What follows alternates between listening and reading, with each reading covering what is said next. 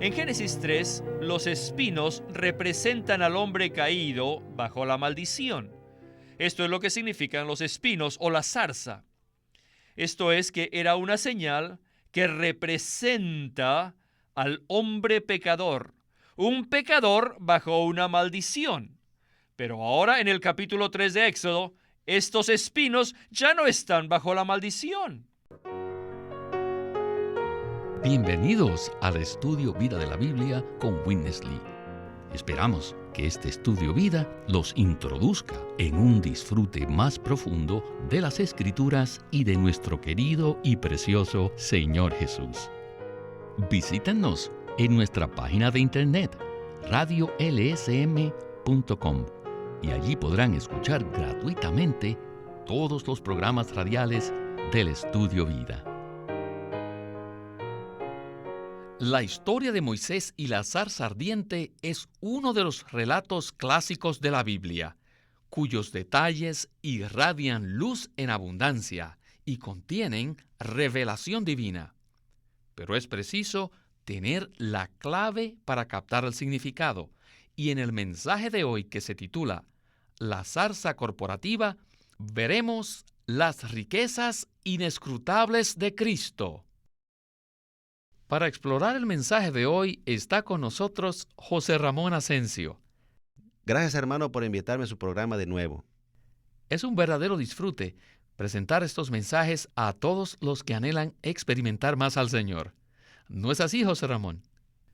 Sí, es un privilegio maravilloso ver cómo Dios abre a su pueblo las riquezas contenidas en Éxodo.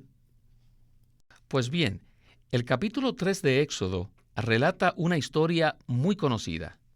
El versículo 2 dice: «Y se le apareció el ángel de Jehová en una llama de fuego en medio de una zarza.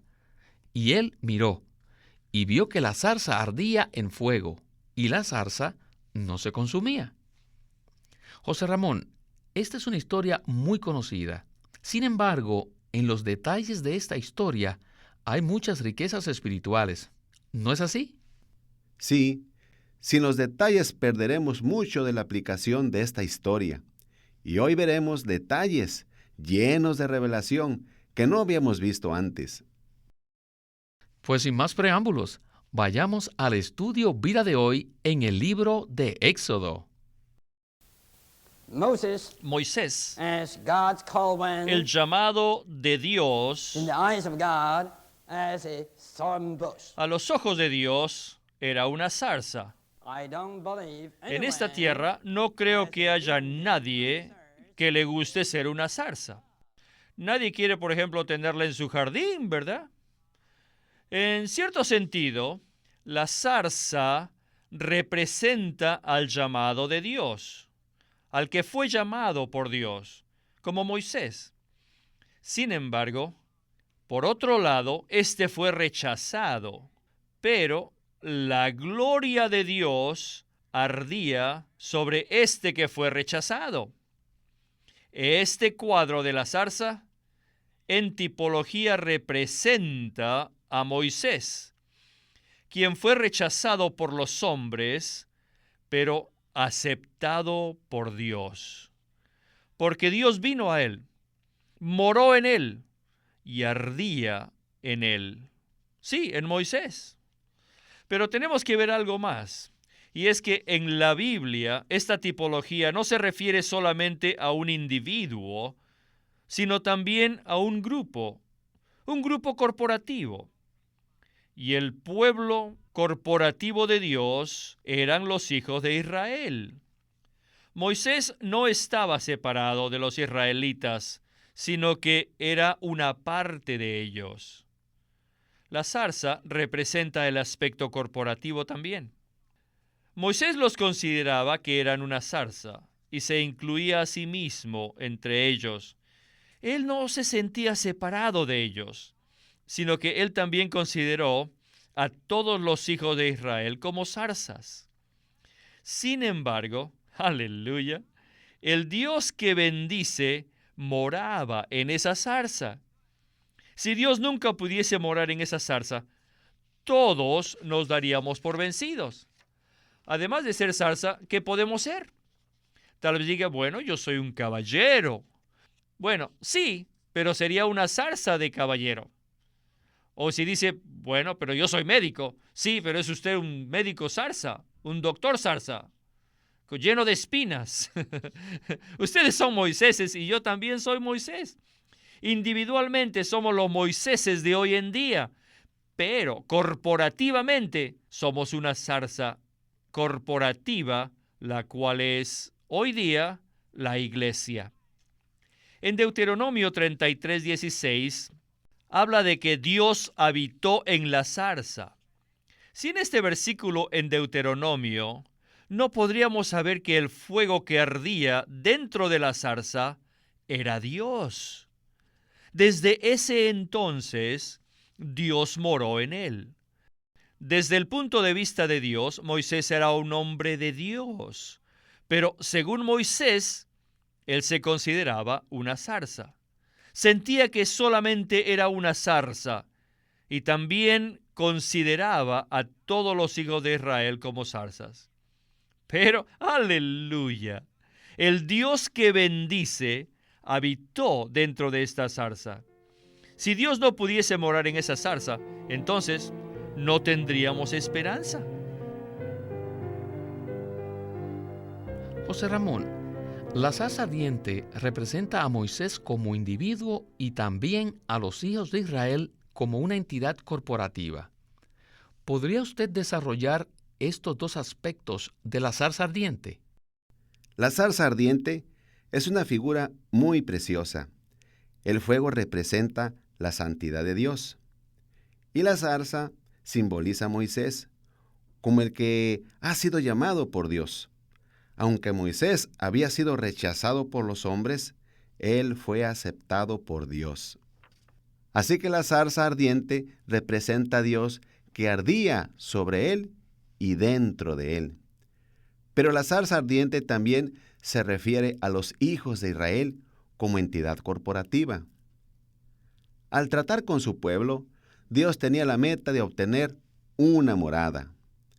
Deuteronomio 33:16 habla de Dios como aquel que moraba en la zarza.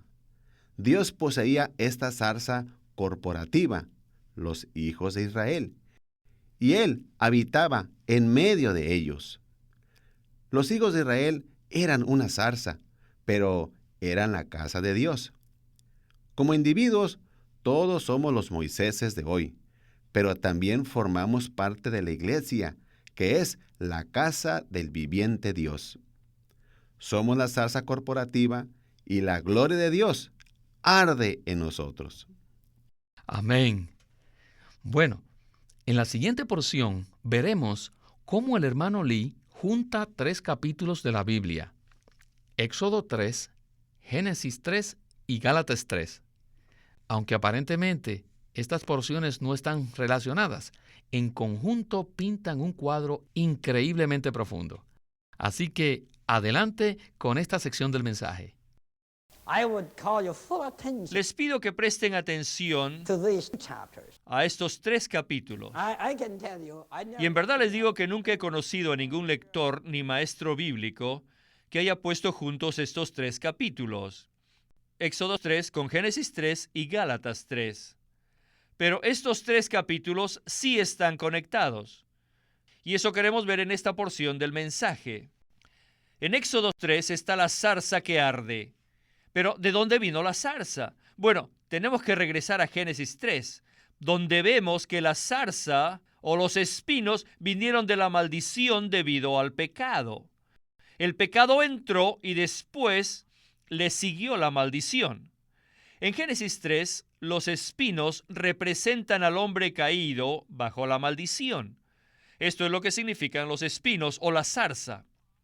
Esto es que era una señal que representa al hombre pecador, un pecador bajo una maldición. Pero ahora en el capítulo 3 de Éxodo, estos espinos ya no están bajo la maldición. De manera que sí tenemos un vínculo entre estos 2 capítulos.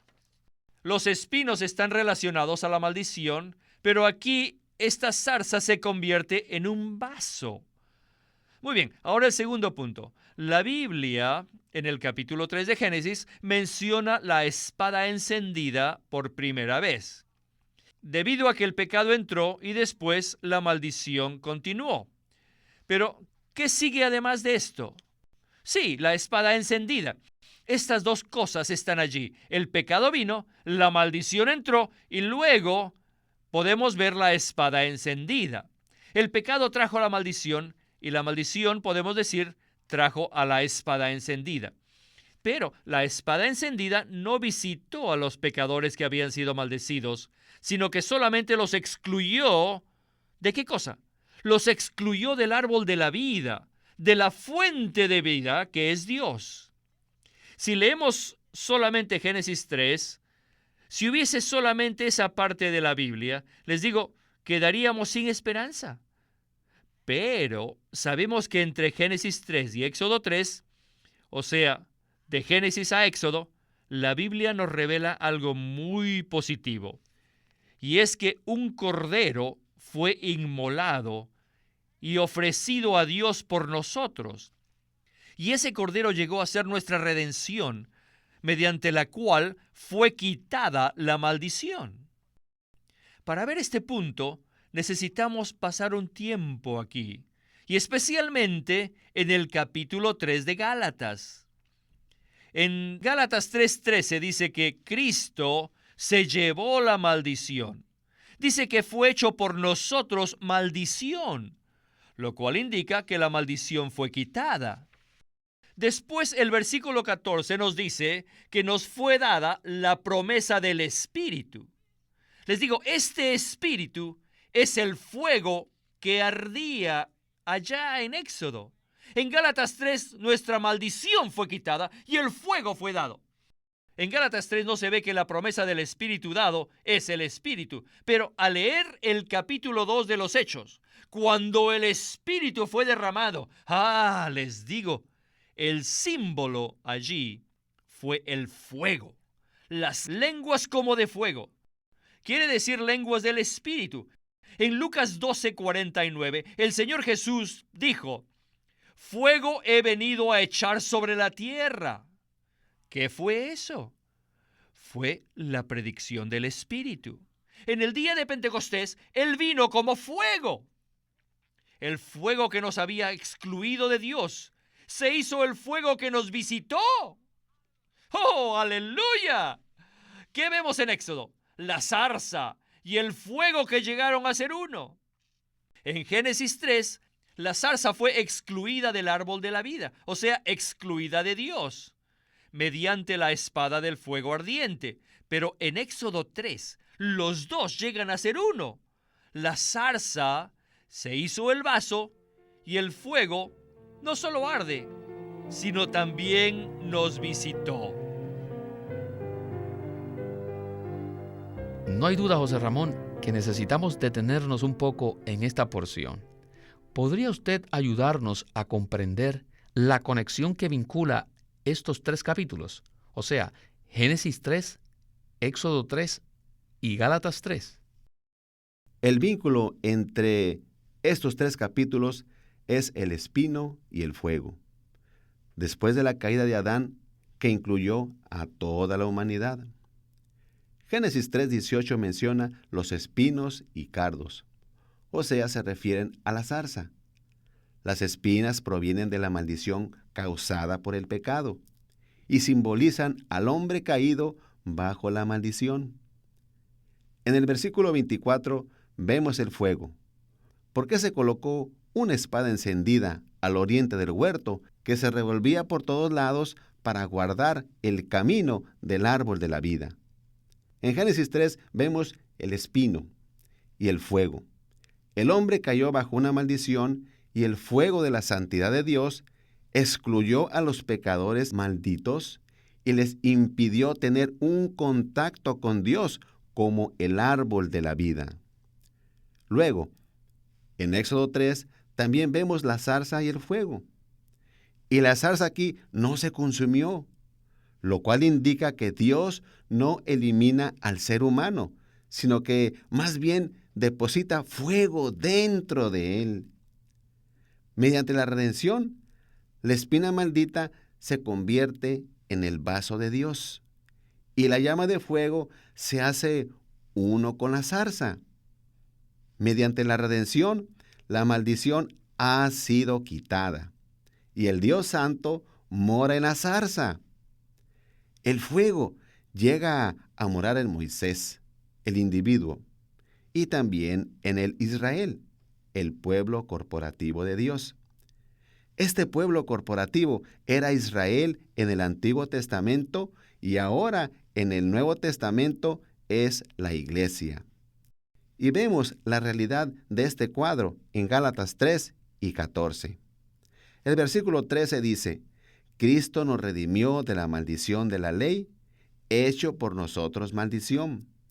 Por medio de la muerte de Cristo en la cruz, Cristo quitó nuestros pecados y nos rescató de la maldición para que ahora podamos recibir el fuego de Dios en nosotros. El versículo 14 dice: para que en Cristo Jesús la bendición de Abraham alcanzase a los gentiles, a fin de que por medio de la fe recibiésemos la promesa del Espíritu. Y según Hechos 2, versos 3 y 4, el Espíritu derramado por las lenguas de fuego. La maldición ha sido quitada y el Espíritu, el fuego, nos fue dado.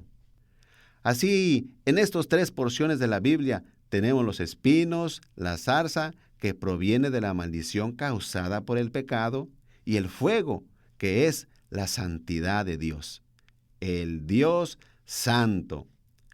Ahora, en la era neotestamentaria, Dios ha derramado su Espíritu en el hombre para hacer el fuego santo que arde dentro de su pueblo. ¡Aleluya! El Señor no eliminó la zarza, sino que por medio de la redención la hizo su morada. Gloria sea al Señor. Bueno, ahora se mencionará el aspecto de la transformación. Continuemos con nuestro estudio vida de hoy. Algunos de los creyentes jóvenes tal vez me pregunten: Hermano Lee, ¿cómo nos puede comprobar que Moisés fue transformado? En los libros del Antiguo Testamento no se encuentra la palabra transformación. No está allí. Las palabras no están allí, pero el hecho sí está allí. En Deuteronomio 33:1 dice que él llegó a ser hombre de Dios. Y por supuesto la versión Valera dice varón de Dios. El hecho de que se hizo varón de Dios indica la transformación. Si no hubiese sido transformado, ¿cómo hubiese podido Moisés, un hombre tan natural, llegar a ser un varón de Dios?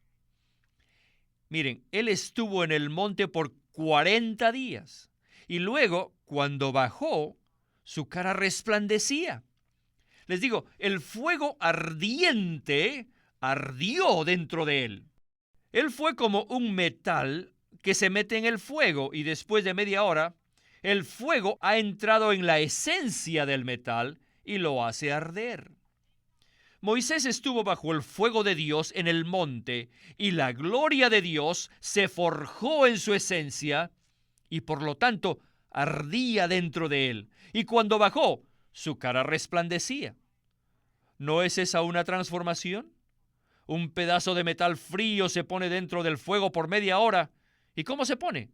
Rojo, rojo vivo. Este rojo vivo ardiente. ¿Qué es eso? Esa es la transformación. El elemento del fuego entra en el elemento del metal. Esa es una transformación. Moisés fue redimido, llamado, santificado, transformado y luego se convirtió en un varón de Dios. La línea, la naturaleza y los puntos esenciales de toda la Biblia son iguales. Moisés fue redimido y nosotros también. Él fue santificado y nosotros también fuimos santificados. Moisés fue transformado y nosotros también estamos siendo transformados.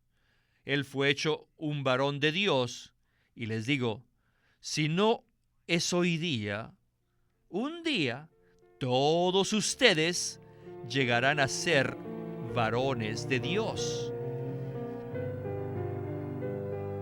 José Ramón, hemos mencionado la transformación varias veces en los programas anteriores, pero hoy oímos uno de los cuadros más gráficos de la transformación, el cual es el metal que se mete en el fuego. ¿Nos podría usted decir cómo nos muestra este cuadro la transformación de Moisés? Cuando Moisés subió al monte y estuvo en la presencia de Dios por 40 días, Dios se forjó en él hasta el grado de constituirlo con su elemento divino, de tal manera que cuando bajó del monte, su cara resplandecía. ¿De dónde vino ese resplandor? Vino de la naturaleza de Dios, del ser divino que se había infundido en Moisés por 40 días. En el Antiguo Testamento no se encuentran palabras tales como la transformación ni transformar, pero sí vemos el hecho.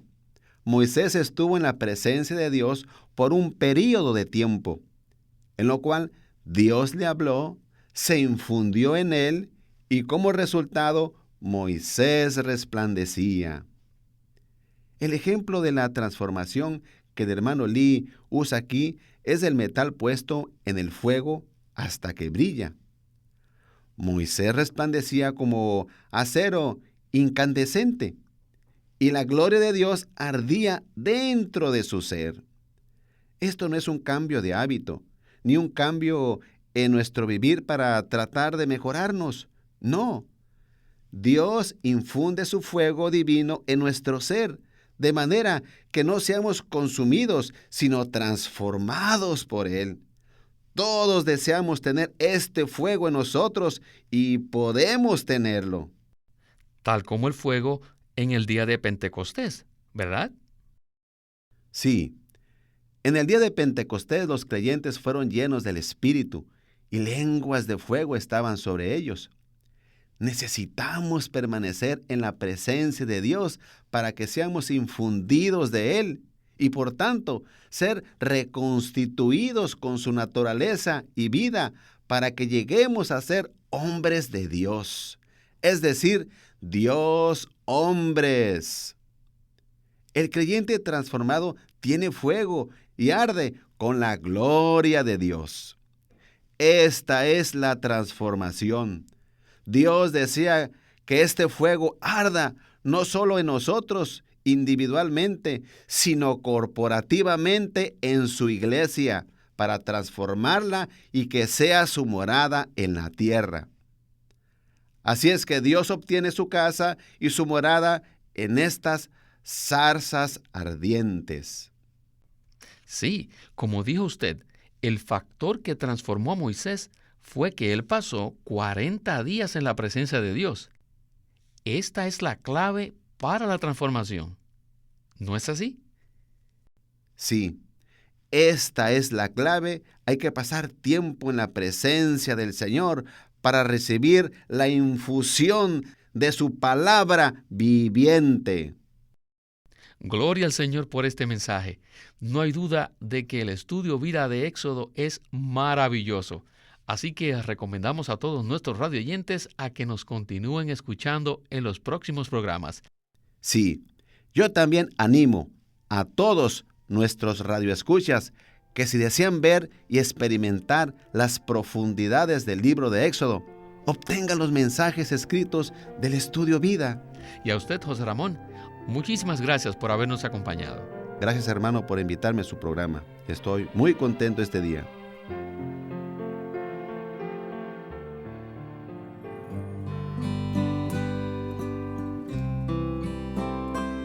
Living Stream Ministry es una casa publicadora de los libros de Watchman Nee y Witness Lee.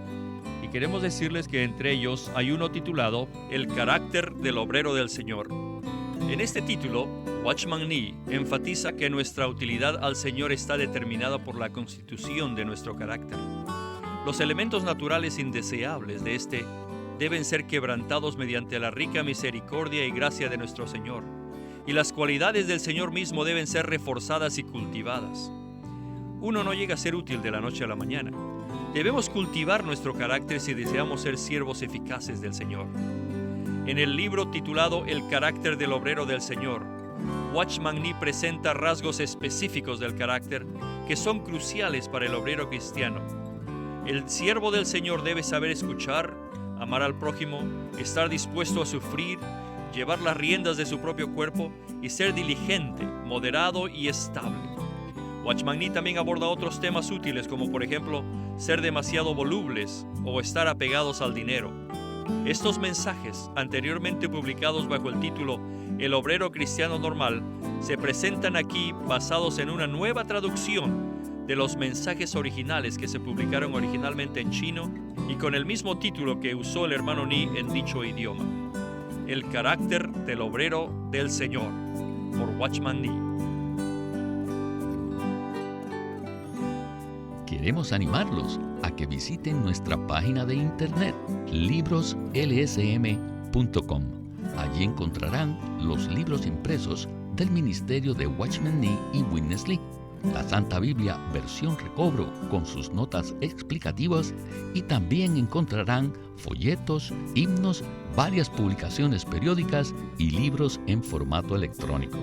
Por favor, visiten nuestra página de internet libroslsm.com. Una vez más, libroslsm.com. Queremos presentarles la versión recobro del Nuevo Testamento. ¿Y por qué tenemos esta versión recobro? Debido a que a través de los siglos el Señor ha recobrado muchas verdades de su economía entre los hombres. Las verdades recobradas y la herencia de los creyentes deben ser poseídas y disfrutadas por todos los creyentes hoy día. El Nuevo Testamento versión recobro reúne en un solo tomo todos estos aspectos notorios del recobro de la verdad y la experiencia de la vida cristiana. Junto con el texto tenemos extensas notas de pie de página escritas por Witness Lee. Al comienzo de cada libro se halla un bosquejo que presenta una síntesis completa del libro. Ojalá que todos ustedes puedan tener acceso a conseguirse una versión recobro del Nuevo Testamento. Puede conseguirlas en su librería cristiana más cercana o llamando o escribiendo a Living Stream Ministry. Llámenos a nuestro teléfono gratuito 1-800-810-1149. Además, si desean, pueden comunicarse con nosotros enviándonos un correo electrónico a estudiovida@lsm.org.